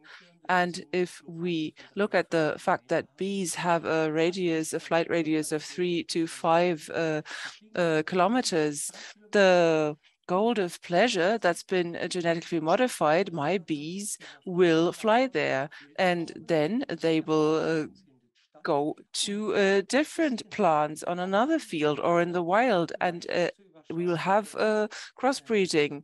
And so in this world of pollination, coexistence is an illusion. It isn't possible. And over the course of time, we will have to then take care of the consequences of genetic engineering. And there's one sector where that's already happening, namely the entire pesticide industry. Neonicotinoids, for instance. How many years did it take until it was acknowledged that there were sublethal effects on pollinators and how that affected them negatively? We have insect dying and field birds dying. And how much does that cost in terms of the economy, just to assess the impact these things have and the consequences, and then reduce the damages? There have been several seminars by the Federal Ministry for Agriculture on pollination systems and use of pesticides, international conferences, and I thought it was really a shame that the only topic there was whether the damage was actually evident and how to maybe adapt to them, and not that we should switch to organic farming. That was not a point that was made, and we have so many options. Nitrogen that we don't need to import gas from Russia for. So I really believe that genetic engineering in agriculture is superfluous, will be a burden on our economy and on the social communities in rural areas. I would like to pass the floor to Svenja Augustin, because you can also feel that the beekeepers have gone through a lot here. There was a beekeeper couple, they had to throw their entire harvest because of glyphosate that had been used at a very bad moment, so that a lot of trust has been lost. So Svenja Augustin, there we have the one side, and they say we can't afford to not use these technologies, but the other side saying that we have massive global dying of insects and bees, and it's really almost too late in terms of loss in biodiversity, and we cannot afford to take these risks. So how do you see your research against this backdrop? Thank you. I would like to agree with Timo Künzler. It doesn't make sense to go without this technology, but also can't and won't force Mr. Radetzki to cultivate genome-edited plants, so he can continue to use the genetic mysterium of the conventionally bred plants. We don't know at all how they got to be the way they are. But maintaining conserving biodiversity really depends on the area that we have for protecting biodiversity and natural habitats. And of course, meat consumption, area use for feed production and food waste have to be reduced. All of that is true and does not contradict the use of genetic engineering or the use of area efficient types of farming and plants. So one problem of organic farming is the area efficient, and Mr. Mering surely knows that wheat on wheat fields in organic farming, they have to have a larger distance between the plants on the fields in order to make sure that the ears stay dry and possible viruses and pathogens cannot spread as much. That's one of the methods that organic farming uses in order to reduce the use of pesticides. And I believe that the reduction of pesticides makes a lot of sense and is necessary. So that's a great objective. But the way it is done using a very large area, that's not the only way. You can also use a resistant plant. So develop resistant plants fast, and so that they can resist the pathogen pressure in their environment. And I would like to add the following point. Ms. Hilbeck, I don't know if she's still here. I can't see her, but she said earlier, and I would agree with that, that biodiversity is the basis for any functioning system. As a molecular biologist, I know, of course, that biodiversity is the basis of successful breeding, not just in the future. And I would hope that, among other things, by using genome editing, we can have new varieties on the market, and that old varieties can also be better adapted. But that's also a question today, and that brings me to the socio-economic side. So large plant breeding companies in the EU can afford to cultivate thousands of different varieties, store them, and keep them alive. And these populations, these varieties, they can then search for particular resistant features that they like, that they favor, and then they crossbreed in a targeted way. And Mr. Berend said it in the beginning, that this leads to major groups, international groups, because of that reach, have access, and they have that reach and access to so many different varieties, and so they're much faster to use targeted mutation, to call it that, targeted crossbreeding, than than somebody who does it without all of this access. So there's a competitive advantage for larger companies against smaller farmers. Ms. Augustin, just one quick question, because in parallel to this development, very few large companies with a large share of the market worldwide, but also this loss of biodiversity. And I mean, plant breeding has been done for years, so the size of the company hasn't grown with the amount of available plants, because actually the diversity has shrunk. So we're lacking the gene pool to find more resistant, more resilient plants because of that loss. So we have to compare these two things. I don't think so. I think the problem remains the same. Very few companies determine which varieties will be sold and which won't. And that exact problem could be solved with new genetic engineering methods as well. But Mr. Mehring already said, mentioned patents in terms of cost, and I know it. Patents, I believe, are something that you'll have to look at in the right context as well. So, for instance, I know that some campaigns don't use or don't demand patents for seeds or CRISPR. And for instance, the University of Wageningen has a number of patents for CRISPR. And this university, Wageningen, for years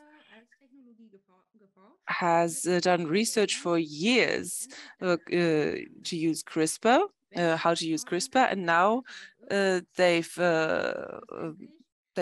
registered a patent for that. They've used public funding to do it. And if we say no more patents for this type of thing, then that would not be okay. So what I really would like to demand would be free licenses for non-profit activities and micro firms. And that's exactly what the University of Wageningen did.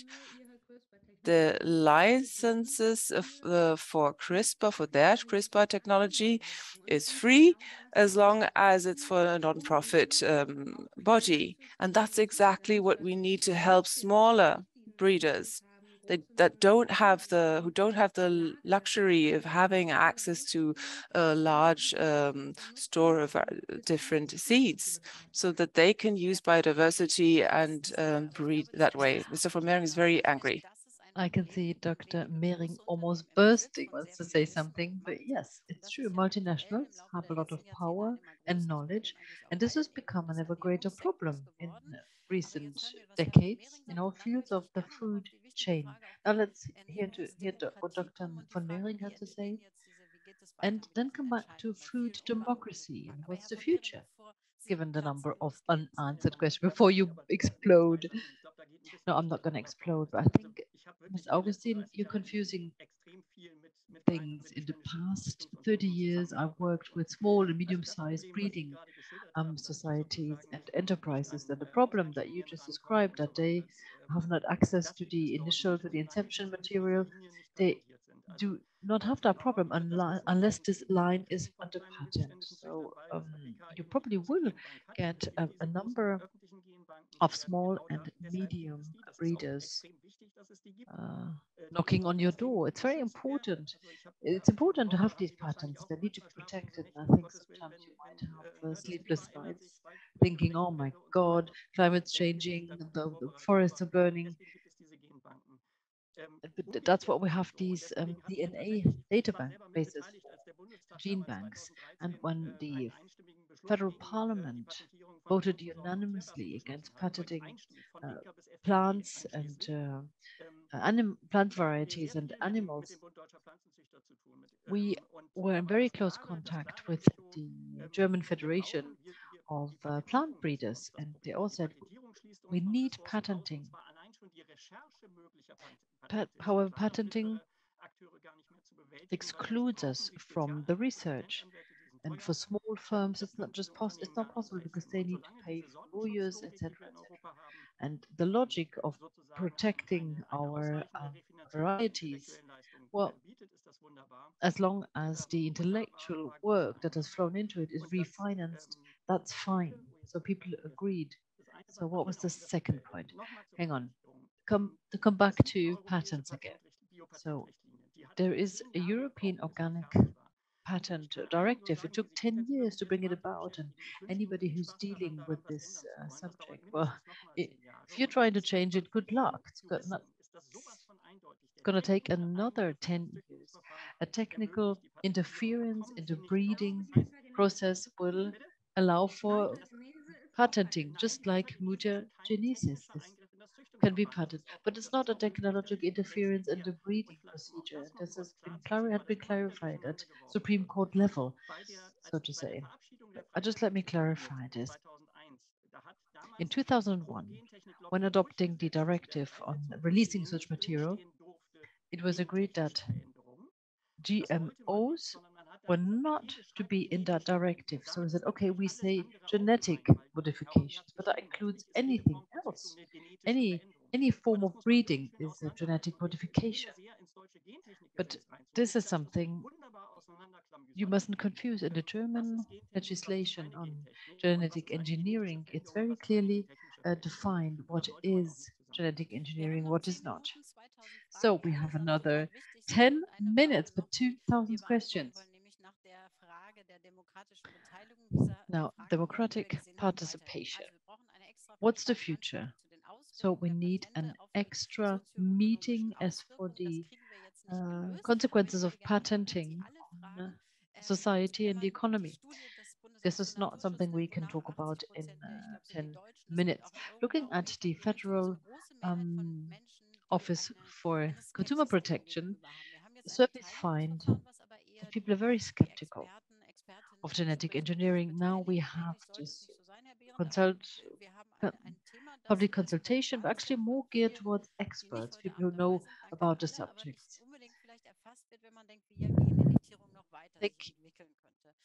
And it doesn't actually cover the future, the further development of genetic editing. So Robert Hoffie is looking into questions of the kinds, but looking at Jennifer Doudna's book, genetic editing could create new people, new human beings, and the stupid system of nature could be overcome. So how can we make sure there's a democratic, this is a democratic process? Well, in the directive you touched upon, this is not regulated. Of course not, but the vision of, genetically modifying people that exists, there's sort of there's synthetic biology fans who have visions that go way beyond what you're doing research into. So perhaps we should keep these futuristic visions in mind. Well, but that's not exactly for this subject. It's anything that society finds as an issue, or how can you create democratic participation? How can you make sure everybody has their say? The basic principle of democracy. In this case, I don't think it's any different than with any other area. Mr. van Meering said, no, we're not. It's not just about fighting the big bad US seed multis, but look at the Digital Service Act. Look at what we brought about. Also, when it comes to data protection in Europe, these are major achievements. And I think the same procedure is what we'll see here. If we present a proposal, and that goes to the Parliament, to the Council, that is to say, the member states of the European Union and European Parliament will decide whether or not we will see new legislation to these new genomic techniques and procedures, and if yes, in what form. And here people can participate. It's via the governments and the members of parliament, the same as with any other big procedure triggered and implemented in recent years, also with heavy consequences and consequences on the lives of all of us. Now, a final round, unless Max cuts the light.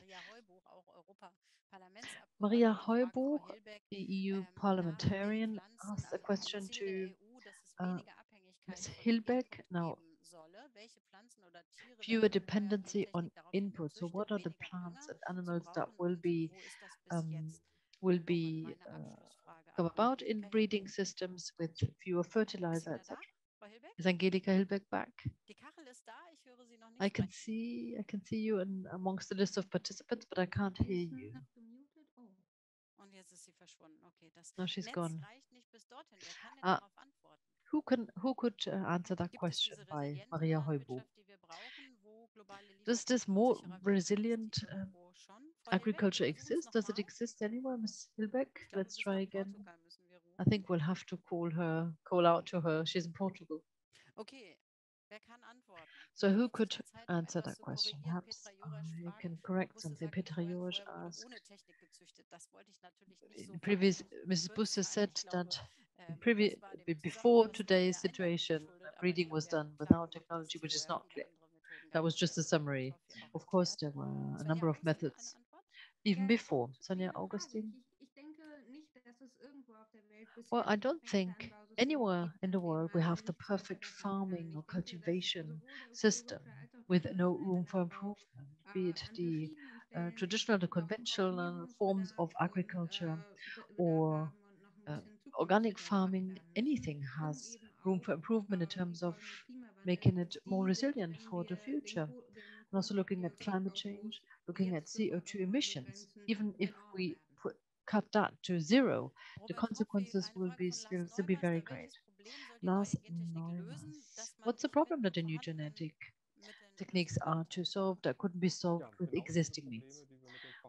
Well, the very problems that we cannot solve with the existing means. I think this is what I tried to bring across. We need a whole range of solutions. We must make agriculture more resilient, overall more resilient, and genetic engineering can contribute its share. It's not a panacea, but it can do a lot. When it comes to potatoes, for example, a very known disease that the conventional farmers try to fight against. There's fungicides, etc. But there's also research program to make sure that resistant genes from wild potatoes can be crossed. But the genetic makeup of potatoes is very difficult. But so we haven't seen any success here to genetically change potatoes in a way that it does not fall to this disease. And we've seen in Wageningen, in Uganda, all over the world, in Bangladesh, this kind of potatoes were developed very successfully. So that would be one very specific example for solution. Well, so I wish to continue the discussion at some point with Dr. Mehring. Now, another question, what's your with the genetic modification, what's the risk that this form of modification cross into other breeds of animals or plants that cause damage?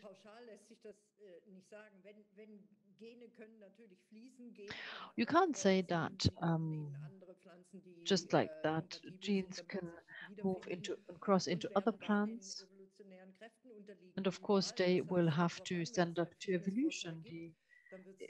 If there is as an advantage in terms of fitness, if you like, that might work, but we don't know in advance. Again, it's the interplay with nature and the environmental conditions and the way they change. So it doesn't have to be damage all the time. We're only saying that we must make sure that if anybody claims something, presumes something, it means that we need to check what the risks are on a scientific basis. But it's not, we do want a risk assessment. SDN1 is to be taken out of the regulation. So basically, I don't think that we see any regulation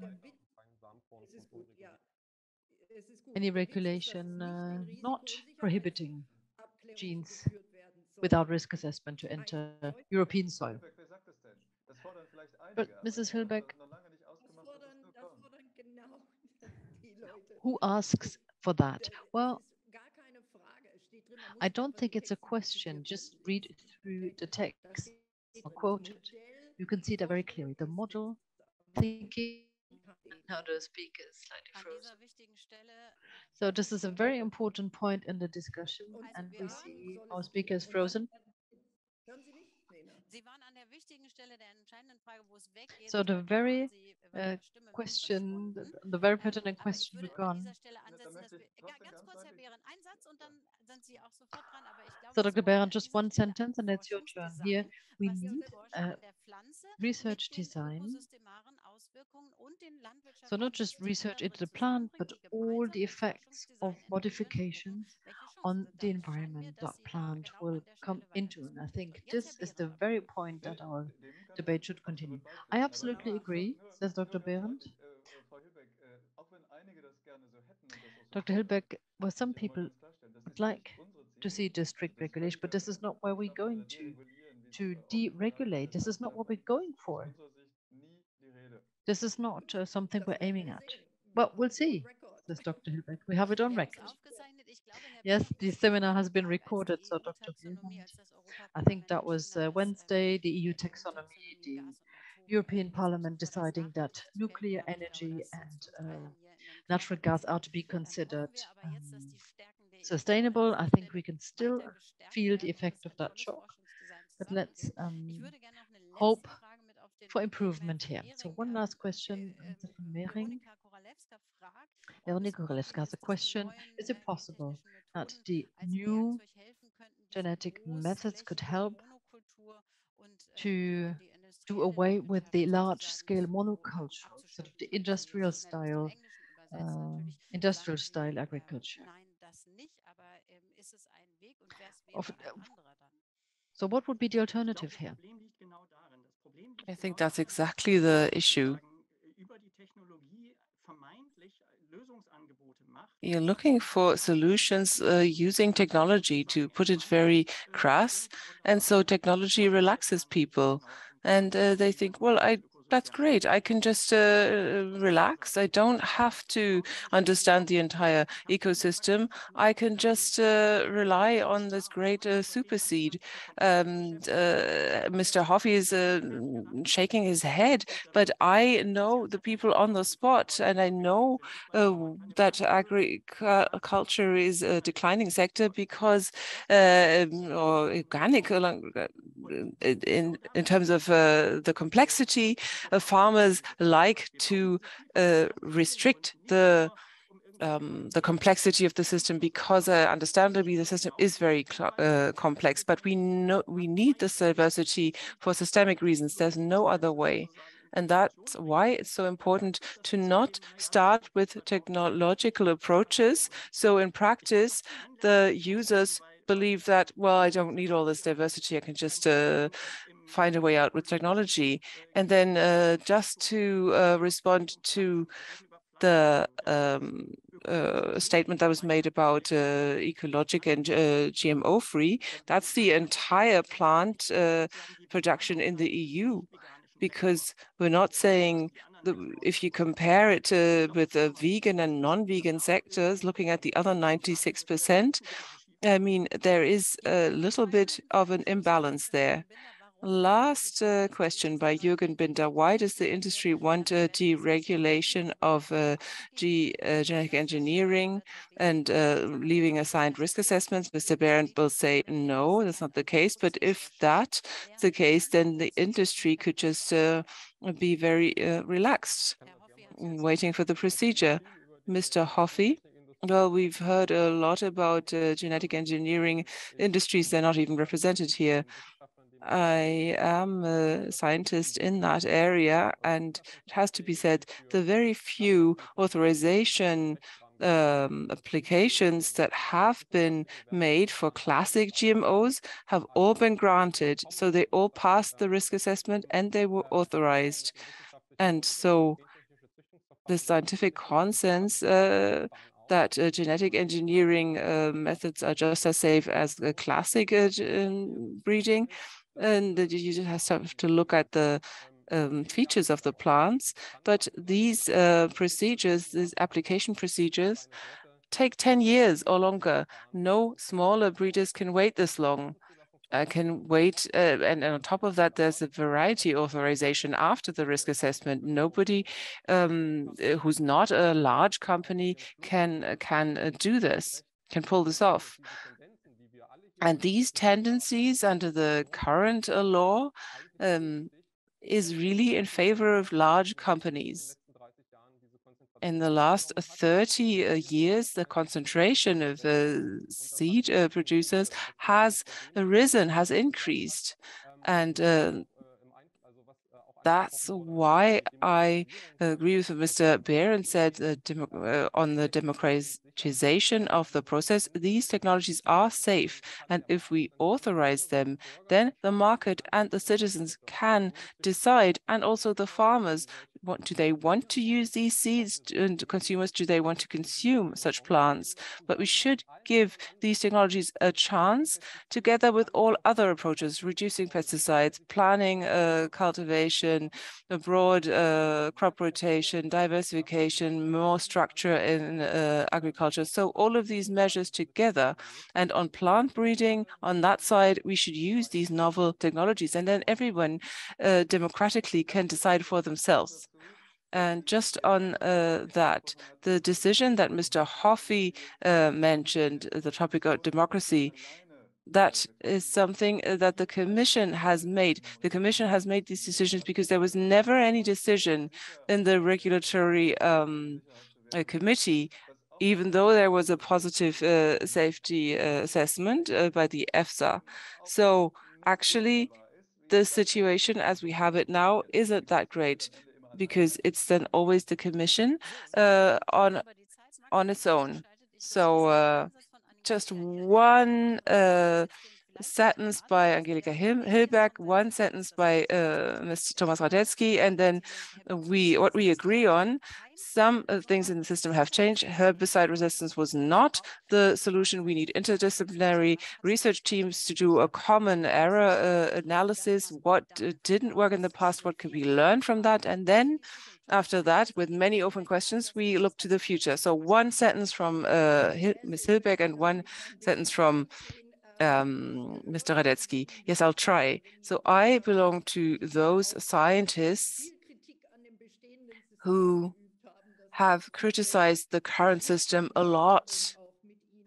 That's also something that has been that's been done in writing and has been discussed with the different Commission representatives, including yourself. Of course, it's not all great, and there is a need for action. But just to conclude, just saying that this should be these novel techniques should be one tool in the toolbox, and that we should use all of the measures that we have. But then all of the solutions should be supported with funding in the same way. Otherwise, I'll send one in with a fast car, and the other person can try to race on their feet. So all different types and measures and solutions should have the same amount of funding. So, and then we will use, in the end, we will use the approach that gets us to the target the fastest with the fewest risks and side effects. But that's not what's happening at the moment. Well, there seems to be a consensus on that, if I interpret everybody's faces correctly, and that would be a major, major progress. I think that we agree that agricultural research in total is does not have enough funding. There are other areas. I mean, look at particle accelerators or space technology. The genetic engineering has a lot less funding. So we have a new enemy. Let's combat the physicists and the space researchers. So Thomas Radetzki, the initiator of this very fruitful discussion, even if I'm sorry that many questions did remain open. So one sentence from you. Well, I am happy that we had this opportunity provided by Europe Calling. It's the start of a discussion. It's not exactly a roundtable, but it's a start. And I hope that maybe we can start a series of such discussions, because we can see that there are different focuses of discussion, different aspects, and we could maybe also really prepare for these different aspects and really work together, so that we're not so surprised when something comes up in the discussion. So even if that can't keep up with the speed of the Commission consultation, I still believe that it will make sense to continue this discussion. And I'm very happy that Mr. Berend, as a person, has authentically told us that nothing has been decided yet, not in neither direction. So let's make use of that. I posted in the chat that there is a petition against deregulation, so you can sign that in order to make your position clear. That is something you can find on our website, bees minus genetic engineering, bean-gentechnik .de, because we think it's scandalous to work on the honeybee to make it the honeybees to make them more resistant. That's something that has to be made public, because it should be obvious that we are trying to use the precautionary principle for our common goods. So this is what this event was about. I hope that we continue this discussion, and thank you to everyone who participated. I would also like to thank everyone, also the audience with their really great questions. Thank you very much. And back to co-founder and managing director Europe Calling, Max Fries. Yes, I would like to say a few sentences as well, because I actually studied molecular biology as well. But one thing is very important to say: nobody's talking about deregulation. It's a different form of regulation. That's what the Commission is doing a consultation about, and that's what the EU is all about. It's about regulation. So there's going to be a way to regulate it, and the question is it going to be the same as in the past, or is there going to be a different way? So this is what we should focus on. So this specter of deregulation, that is not what's going to happen. It's going to be a different type of regulation, but not a complete absence of regulation. So those were my 2 cents on this. And so I would like to thank everyone, Tanja Buss for facilitating, and all our panelists. We had 1,100 registrations, 200 questions, and I would also like to thank the interpreters, Max says, and thank you to the Aurelia Foundation for this co-initiative. Well, we will have another seminar next week, a global food security crisis. The genetic engineering will not be the main focus, but it may be mentioned during that discussion. So we're 12 minutes late. I think that's okay. I would like to thank everyone, and I hope you'll have a great evening. Bye-bye. Thank you to the whole panel.